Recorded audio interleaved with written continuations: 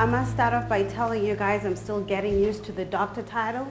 I'm used to Nothabo Ncube. Wow, what a pleasant afternoon this is. I would love to start off by first acknowledging Charlotte Brown, the woman behind this event. Thank you so much. Thank you so much for bringing us together as women to celebrate who we are, to celebrate our stories, stories that remind us that we are more alike than we're different, that we're all seeking the same experience, we're all seeking to be heard, we're all seeking to be seen. And for that, Charlotte, thank you. And today actually is my first day speaking before my dad and my brother. So this is very special to me.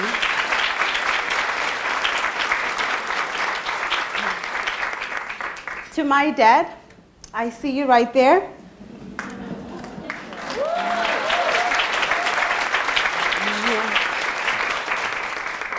Dad, there's so many sacrifices you've made for us, you've played a huge role in being both a mother and a father, and for that I say thank you.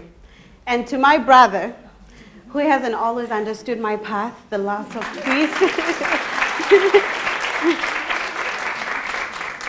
He hasn't always understood my path. He didn't always understand the twists and turns that came with my path, but he never stopped believing in me and pushing me to be the best I could ever be. For that, thank you, thank you. And I'd love to also acknowledge two women that have played a huge role in my journey. And this is my grandmother and my mother. My grandmother, a woman who died at 93 years old. She served as a nun in the Catholic Church in Zimbabwe. Ever since I was a young girl, she'd always pray the rosary over me. And she'll say to my mom, a nun she will become. And of course, my mom, being the professional woman she is, never ever received that, you know. But really what I understand now is that she was speaking to my purpose of inspiring hope and courage. So I know this, that I'm here today because of her prayers. And lastly, I'd love to acknowledge my mother, a woman who was a teacher by profession. My mom taught kids who were coming from the projects in Zimbabwe. I'll tell you this, my mom was so passionate about teaching those kids. She didn't mind spending an extra 3-4 hours with those kids just so that she could get to the root cause of their problems that they were going through at home. She was that passionate. But what I've come to learn now, at 29 years old, is that when we arrived in Canada, living at Regent Park, I noticed that the same grace and kindness that my mother extended to the lives of many kids that were privileged to cross her path is the same grace that I've received. And it is the reason why I'm here, because I am standing on the shoulders of a lot of Canadians who have helped me become the woman I am and the woman that I am yet becoming. So for that, I look to the heavens and to the angels that have been guiding me to say thank you. Thank you. Now, before I bore you with all of my stories, God, there are a lot of them. So I'll start off by sharing with you guys a little story. A few days ago, on my drive home with my brother, I say to him, you know what? I need to go and see where We Day offices is located. And so my brother, you know, quickly drove through We Day, and then lo and behold, we get here, I realize it's a block right behind Sergeant House Refugee Home. Literally, Sergeant House is a block away. Then I couldn't help but think about the young girl that walked the streets going to Shoppers Drug Mart, the young girl that walked the streets going to Pathways to Education for tutoring services, because I couldn't afford them. My dad couldn't afford them. And that young girl, she didn't imagine her journey was leading her to the stage. That young girl was seeing dull buildings, tired-looking buildings, so she couldn't see anything beyond that. So to be here today, 12 years after, a medical doctor by profession, is a full circle moment. But what is really profound for me is that I'm coming back a changed woman, an empowered woman, ready to impact and to change a lot of women's lives. And I do hope that by the end of my story will mean something to you. And so I'll start off by sharing this. A little clip of myself when I was home in Zimbabwe, when my mother had passed away. I was 14 years old at the time. As I was watching my mother lie in her coffin, I say to her, Mama, Mama ngilethemba. Really what this means is, Mama, I'm hopeful. Dad, stop tearing up. You're going to make me tear up. I can see you tearing up. Come on now. I say to her, Mama, Mama ngilethemba. Meaning, Mama, I'm hopeful. As I look back, I wonder, what did a 14-year-old child know and understand about hope? Where did that come from? What gave her the strength and the courage to speak such powerful words at a young age? And she goes on and says, I will try by all means, and I will strive, to be a doctor. It's as though she already knew that one day she'll be at Regent Park, having to fight hard. Isn't that prophetic? It literally gives me chills and goosebumps each time I watch this video, which I'm about to share with you all. And what kept me inspired was the promise I made to my mother at her funeral. Those were my last words to her on her deathbed, was that I was going to become a doctor.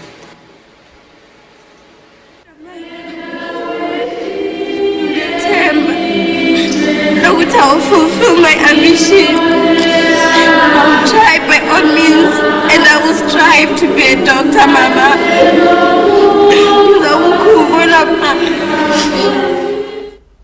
As I watch this video, I'm reminded that there was a divine hand already at work in and through me. This divine hand, I don't know what you call it. I call it God. Some call it divine intelligence. Some call it grace. It doesn't really matter what you call it, as long as you're connected to that power, that source. And I know that source is within you. It's there. It's waiting for you to rise and say, yes, I see you. Yes, I'm here. I'm paying attention. I hear what you're saying. It's for you to rise with it, because it's there to serve you. It's working for you. It's not working against you. All of life, all of the forces of life, the forces of universe, whatever that is, it's working for you. It's okay. It's working for you. So I'm reminded that this divine hand was already at work in and through me.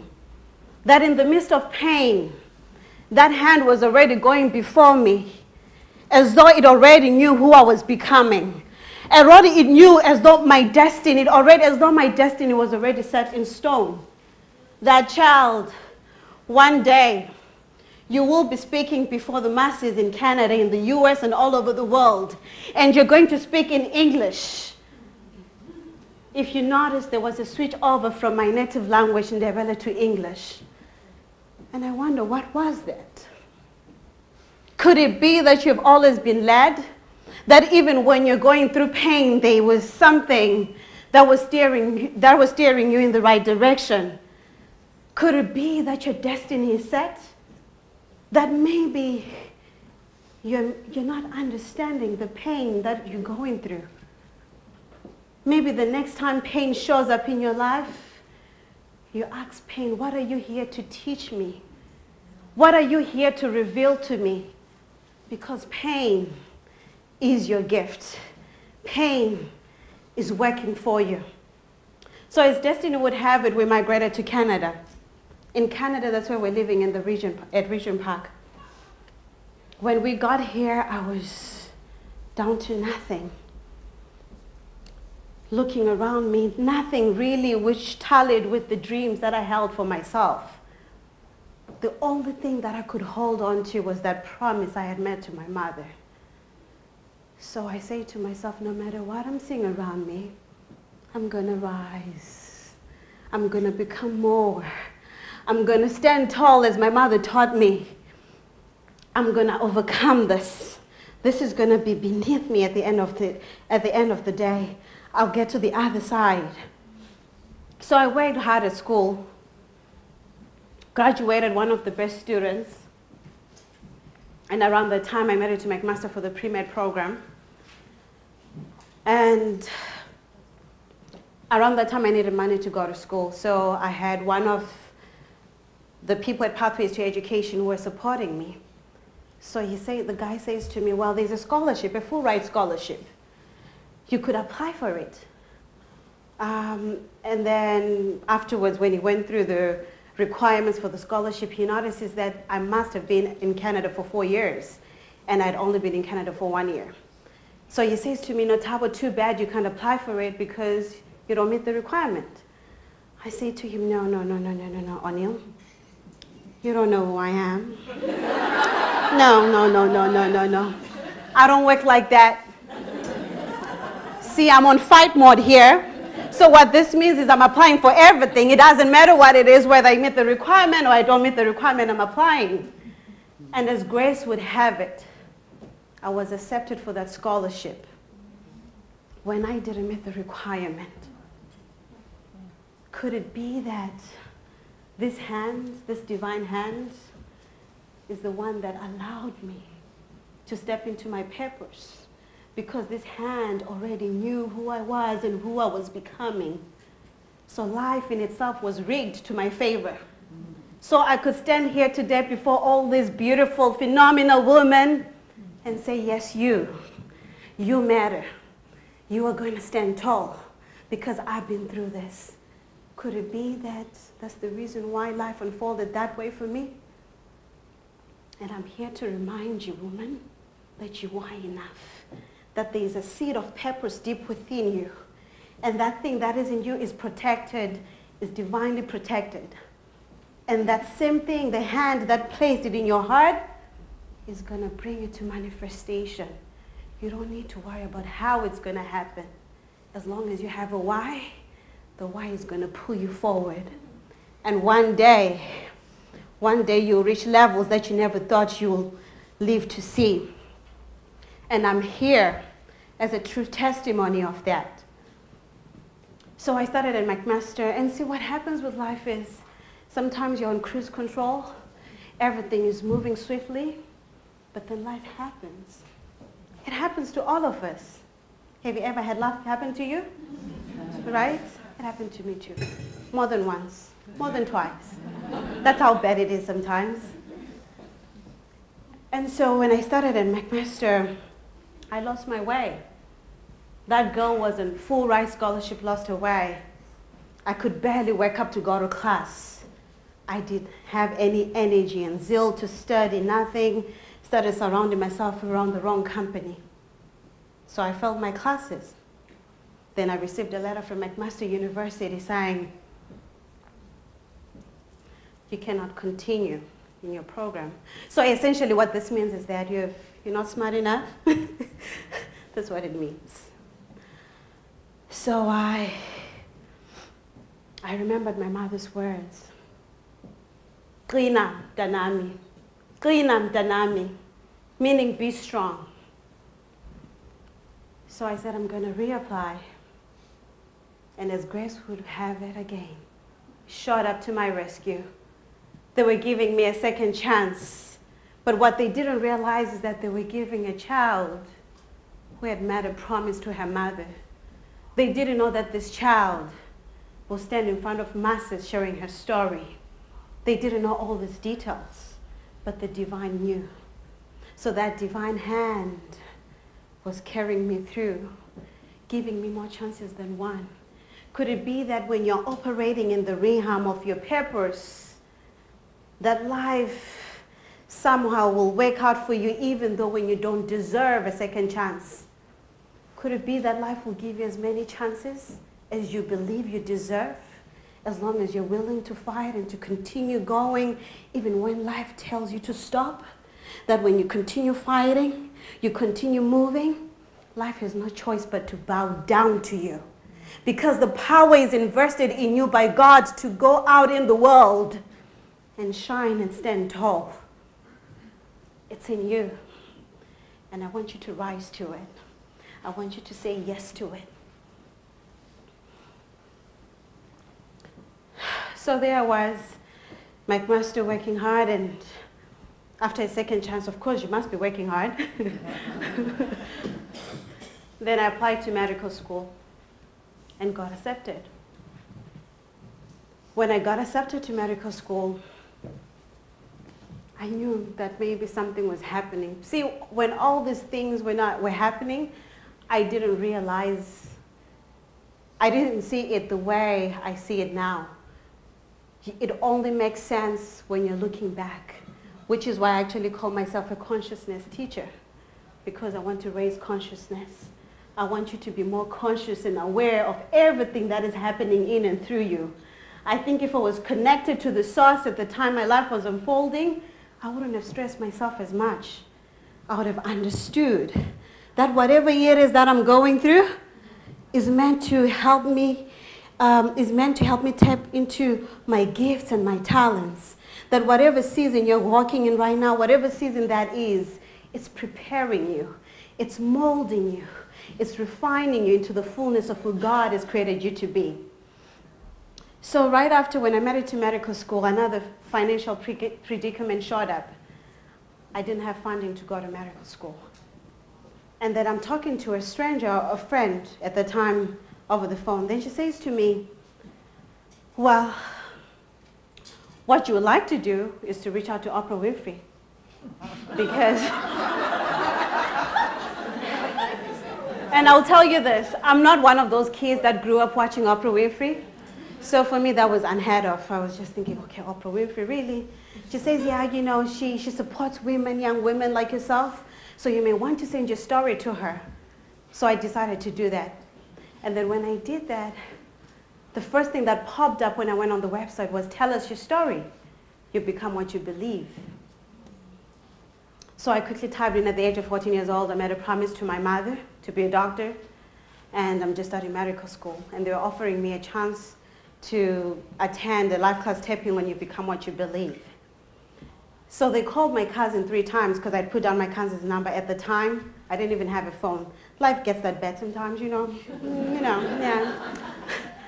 So my cousin received 3 phone calls from Oprah Winfrey, Harper Studios, and she kept hanging up the phone on them because she thought it was a prank call. So after the third time, she says, oh, did you send anything to Oprah Winfrey? I said, of course I did. She said, I'm like, wow, you really didn't tell me the first time? Like, really? And they called back the 4th time. It was in that moment, in 2011, October 15, that I was in the presence of the phenomenal Miss Oprah Winfrey. You know, she has this energy with her that reminds you that you're powerful, that you are light, and that's exactly who you are. So in her presence, I just knew it was the moment that my eyes were opened to a bigger world that was bigger than me. It was that moment that revealed to me that maybe everything that I had been through was leading me to a bigger place.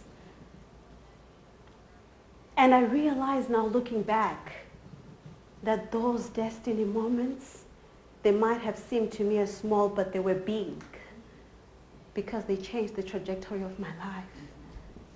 They opened my heart to a world that I didn't deem possible for a child coming from the projects. And thereafter, so I still needed some money to go to school, and then I had a stranger literally 2 blocks away from here. Because remember I told you this is my hood? So I know all the corners. So it was 2 blocks away, 2 blocks down the street. The lady, you know, took interest in my story. And she says to me, so you want to be a doctor, why are you not in medical school? I said, you know, I just got accepted, but I don't have money to go to school. She said to me, I'm willing. I'm willing to give you $10,000 to start. There was a miracle showing up. So now I understand this, that my being here is no coincidence. That I'm here because destiny had it, that Nothabo, Ncube with the clicking sound. That I'm supposed to be here. That the hand that life dealt me with was leading me to this place. And I can't help but look back at the grace that has been on my life. And it humbles me, but it reminds me of the seed of peppers that God has on me. So I'm here to remind you that you are more than where you have been. You are bigger than your circumstances. You are bigger than everything that the stories that they've told you about who you are. You're bigger than that. That you are the result of the stories that you tell yourself about who you are. And I know this again. Once you start holding higher thoughts about who you are, life rises to meet you right where you are. So all this time, life has been waiting for you to say, yes. Yes, I'm here, universe. Use me as you will. Yes, I don't know how it's going to unfold. I don't know where life is taking me. But I know that whatever it is that I feel deep within me is going to pull me to that place. I am all that I am and all that which I'm yet becoming because of pain. Because of the pain that has shot up at different times in my life. So I'm here to say to you, your pain is your gift. Your pain is teaching you something. Your pain is allowing you to dig deeper within yourself.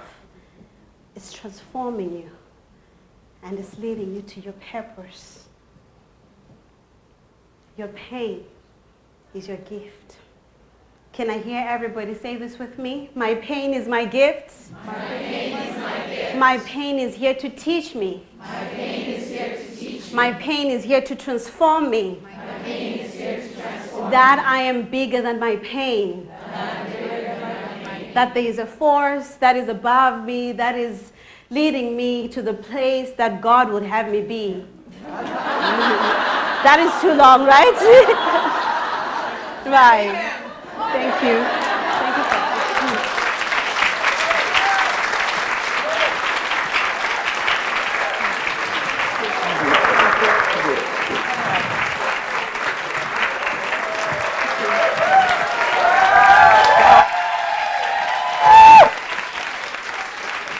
Dr. Tabo.